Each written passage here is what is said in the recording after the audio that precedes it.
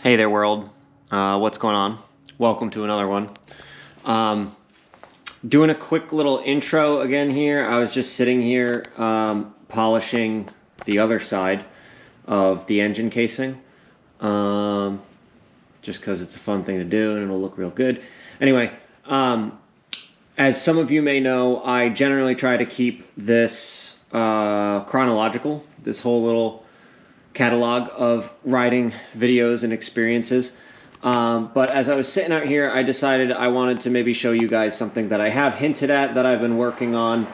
And I was thinking about throwing it all into one big video when it was done about the build process or the whatever tinkering process.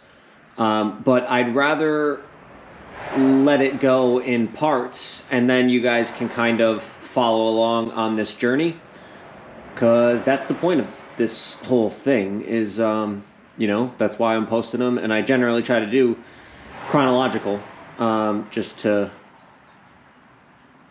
let you live with me, go riding around. So you can probably skip ahead a little bit if you aren't interested in seeing the paint stripping attempts of the fuel tank. Just because everything online, or most of the things online, said to use paint stripper.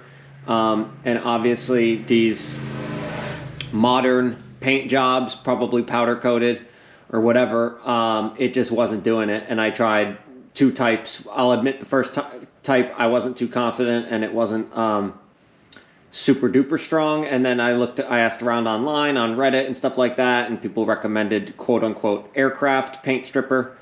Even though it says not to be used on aircraft, which I thought was funny. So yeah, then I just went at it with a sander, and let's get into it, I guess.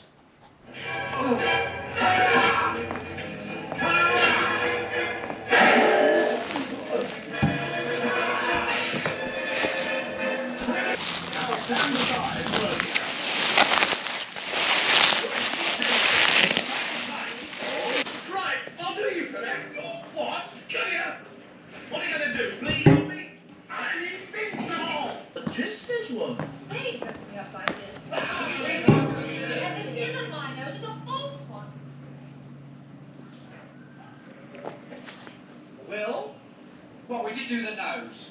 The nose? And the hat. But she's a witch.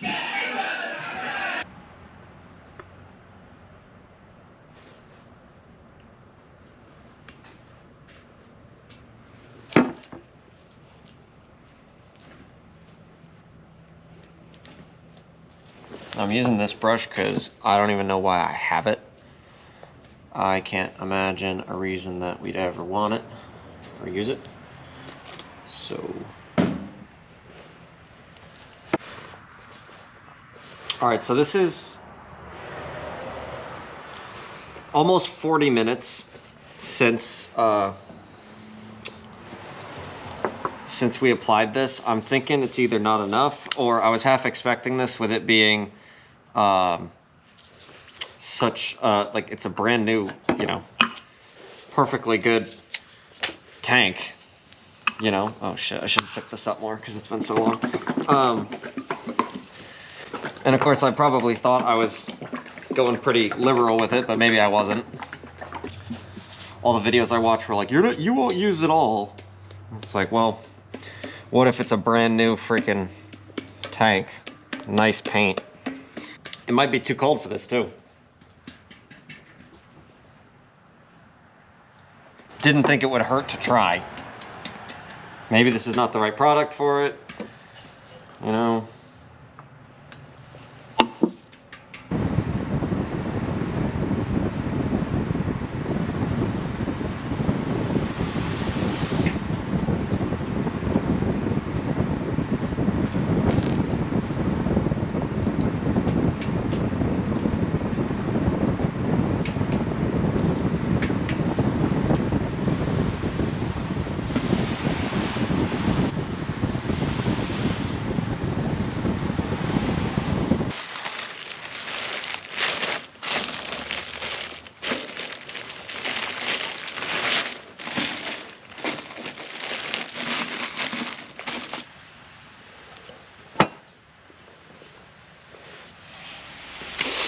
I had to start recording again because this shit is just looking too good. And it's only 60 grit. Like, I'll flatten it out or, you know, even it out.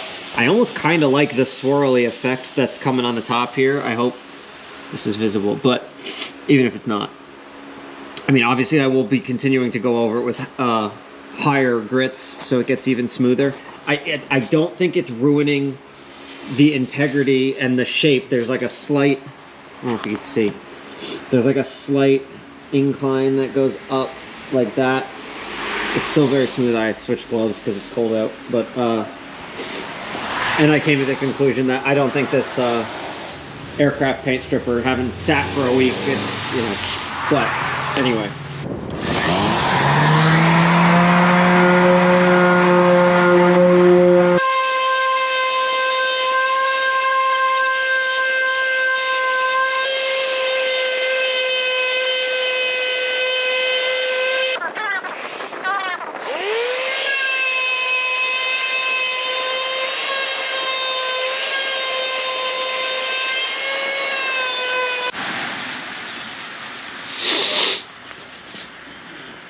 I'm thrilled that it's just completely getting rid of the indent thing. I've talked about that on the vlog, how I wasn't looking forward to that. I guess, well, when you think about it, no shit, right? But I wasn't planning on using this. I was trying to be as non-invasive as possible, I guess you could say. I'm gonna, I think, like, I realize I have made some good ground. I switched out the, well, this is a third one that I haven't used yet. I switched out the word's escaping me. Sorry, whatever. I'm just gonna throw a fucking time lapse on and finish this up. Why not, right? I guess.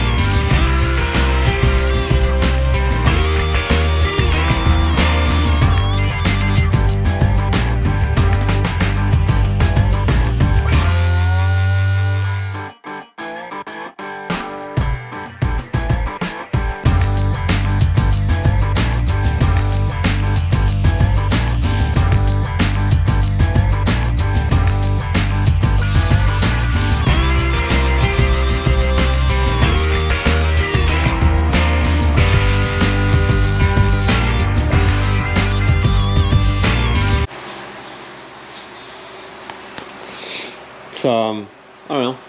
Honestly, a couple hours later, haven't to finish this side yet, but so it's going along. Obviously, this is the better side to show right now.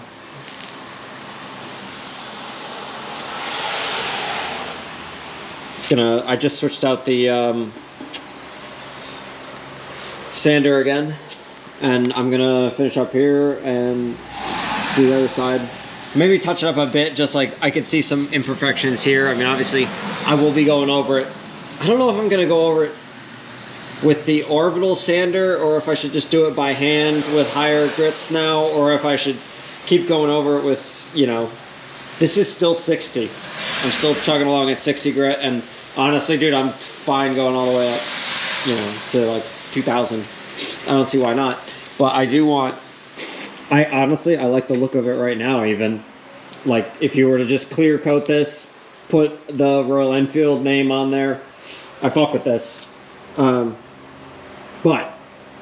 I think I might take, I saw, oh god, what's his name? Campisi Customs with their custom Ducati they did. I can't remember. They've done a couple custom Ducatis.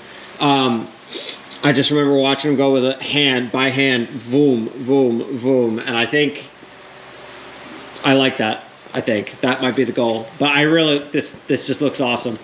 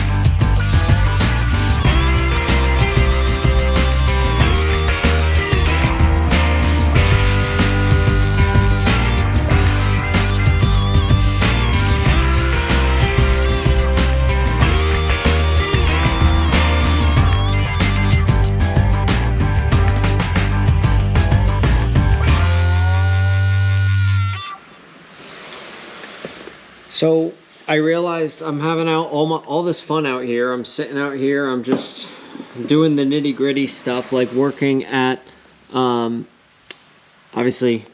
let's see real quick. Let me just show you what I still have to work with here. You could see there's all sorts of little bits of paint still left over. I think what I'm gonna do is I'm gonna hit all of this again with a random orbital sander. Whether I do the same grit, it's like 60 grit. Whether I do the same grit, like I did these lines here to kind of visualize what I wanted and get an idea of it. Now I'm thinking I can smooth it out again, get rid of them, and then I can do them right. And I may even try a harder grit. This was 60 grit. Literally, it was like I random orbitaled the paint all the way with 60 grit. And then I took a 60 grit piece of sandpaper like this by hand, and I did the lines that I wanted. And today I've been working on clearing out, and you can still see I'm working away a little bit more of the original black paint here. I don't think I'm gonna work. I'm not gonna try and get in here. I'm gonna see what it looks like when it's all cleaned up. But I'm thinking, because I want the vertical lines to be here, and there's, I don't know if the camera's gonna pick it up, but there's very slight here and here. There's lines that go up on a different grade than here. I want to try and figure out what the best striping is, and I think here I'm gonna just have a circle. And I don't know if the camera again is gonna be able to pick it up, but like you can kind of see I'm scraping up at the sides or an angle as I'm trying to clear this out. I want to get this cleared out. I want to get this sorted, and then I think I'm gonna random orbital everything again, and then I will be incredibly careful when I get here. So it's just like this indent here is a circle, and whatever. So yeah, I think that is the goal. And now I'm probably gonna just like throw in some. I'm working like, I don't know if you can even see it. You know, it's just little leftover stuff. We're gonna get it down. I don't know. Obviously, you know, we're gonna just get rid of all the paint. That's the goal right now. Get rid of all the paint, because I think I can still, I can resand this and have it be smooth and not like you see my marks of going up like a line. Like I think I can get rid of that. I'm pretty sure. Every little bit of shaving I do is just less weight, right? For a cafe racer. So that's what we're gonna do. We're gonna grab that, and yeah, off we go.